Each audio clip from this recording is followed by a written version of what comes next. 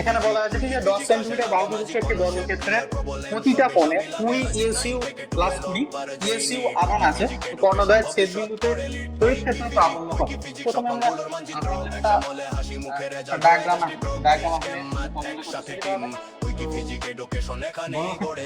প্রত্যেকটা বাহু কত 10 সেন্টিমিটার করে বলে দেওয়া হয়েছে এবং প্রত্যেকটা শীর্ষবিন্দু বা ভার্টেক্স প্লাস 20 ইএসইউ করে এই প্রত্যেকটা মানে এই বিন্দু পর্যন্ত কর্ণদ্বয় তো বিন্দুতে কি হবে পরস্পর পরস্পরের কি হবে সমদ্বিখণ্ডিত হবে। অর্থাৎ কি বলতে চাইছে যে এও সমান বিও সমান সিও সমান ডিও হবে। ঠিক আছে, এটা বোঝা গেল।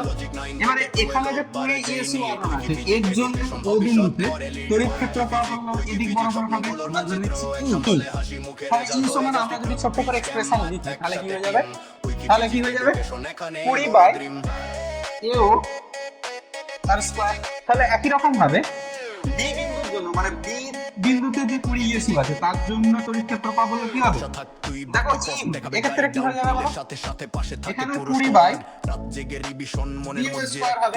এবার আমরা কি জানি যে এও আর বিও এই দুটো সমান তাহলে দুই ক্ষেত্রেই কি হবে তড়িৎ ক্ষেত্রের প্রাবল্য সমান হবে। তাহলে সি বিন্দুতে যে আধান রয়েছে তার জন্য এখানে কি হবে আর ডি বিন্দুতে যে আধান রয়েছে তার জন্য এখানে কি হবে কি হবে। এই কোণগুলো কি হয় 90 ডিগ্রি করে হয়, প্রত্যেকটা কোণ কত হবে 90 ডিগ্রি করে হবে।